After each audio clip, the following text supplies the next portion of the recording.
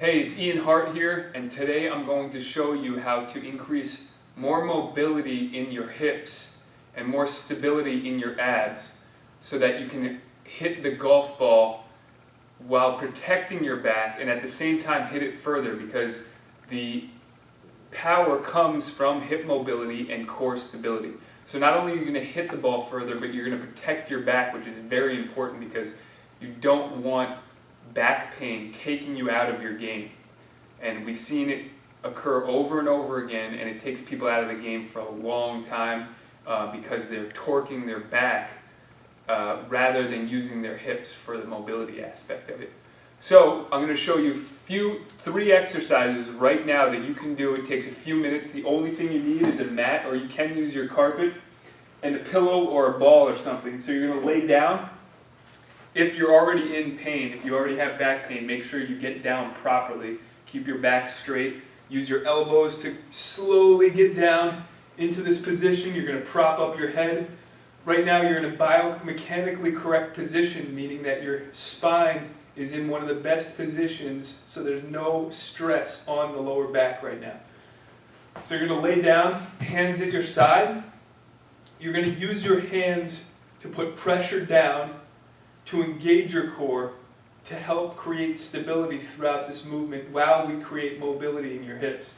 So you're going to be bringing your knee into your chest, very slow and controlled, until you feel your abs activate and a slight stretch in your lower back, and then you're going to extend your leg out.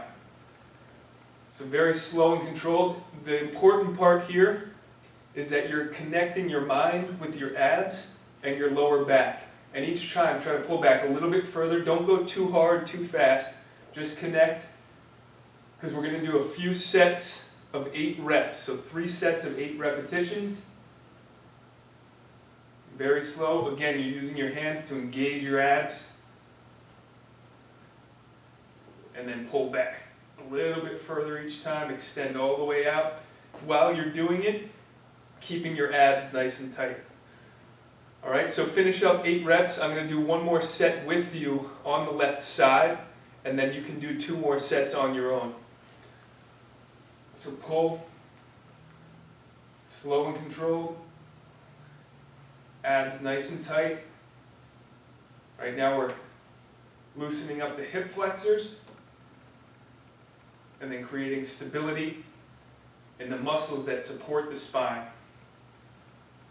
So make sure to breathe. Sometimes when people try to focus on their abs, they stop breathing. Okay? Alright, so there you have the first exercise we call the knee pull. So right away you're going to start to feel the hips loosen up and the abs tighten. So you're going to do 3 sets of 8 repetitions. You can pause the video if you'd like. I'm going to get into the second exercise that you can do. That's also going to be 3 sets of 8 repetitions as well. You're going to start in the same exact position. You're going to start off by doing the knee pull, and then from this position you're going to circle the hip around, go forward, and then rotate back to normal. Make sure you're keeping your abs tight, so pull in, continue to pull almost as you're opening up the hip. So repeating, pulling, and again, using your mind to connect to the body. Don't just go through the motions, think about the movement. Really connect. So we're creating mobility in the hips right now and stability in the spine. Again, focusing on your breathing. Let's do 8 repetitions here. Last one. Okay, I'm going to do one more set now on the left side so you can see a little bit better from a different angle as well. So we're pulling the knee into the chest, circling around, and repeat.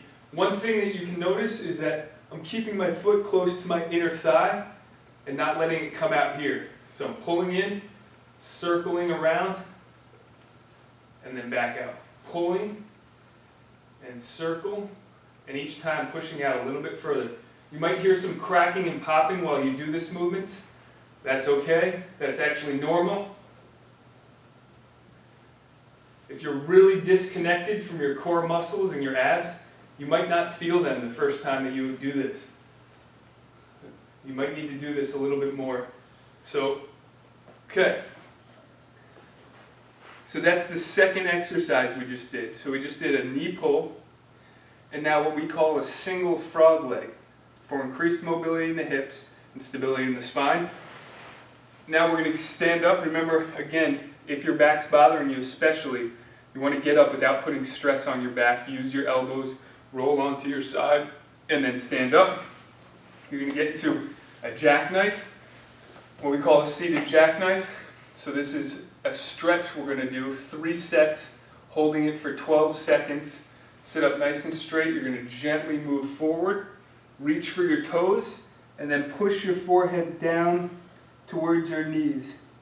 So if you're back here and you can't move any forward because your hamstrings are locked up, you can grab a belt or a rope, something to just gently pull you forward. It's important that you keep your knees locked and they don't pop up. So knees locked, feet together. A rope can help you keep your feet together more if you need it. So you're reaching for your toes, head down, deep breath in. When you breathe out, try to go a little bit more forward, and you're moving from your lower back forward. You're not rounding at the lower back. You're moving from the lower back forward. So you're putting pressure to move, feel your hamstrings and your lower back. If your hamstrings are super tight, you might only feel your hamstrings for the first, who knows, 4, 5, 6, 7, 8, 9, 10 times you do this exercise. But in time, as the hamstrings loosen up, you'll start to feel your back, and that's when we know we're creating more mobility in the hips, more stability in the spine. Okay, so reaching again. Let's do one more set. Second set, go a little bit further. Deep breath in, breathe out, go a little bit more. Push the head all the way down. And relax. Alright, so I want you to do that one more time. Go a little bit further. Make sure you're moving forward from your lower back. So there's 3 exercises right away that are going to create more mobility again in your hips, more stability in the spine, which is going to allow for a more powerful, safer swing. So you'll be saving your back and getting more power out of the golf swing. So this is Ian Hart with backpainrelief4life.com. If you have any questions or comments, go ahead and leave it below, and we'll see you on the other side.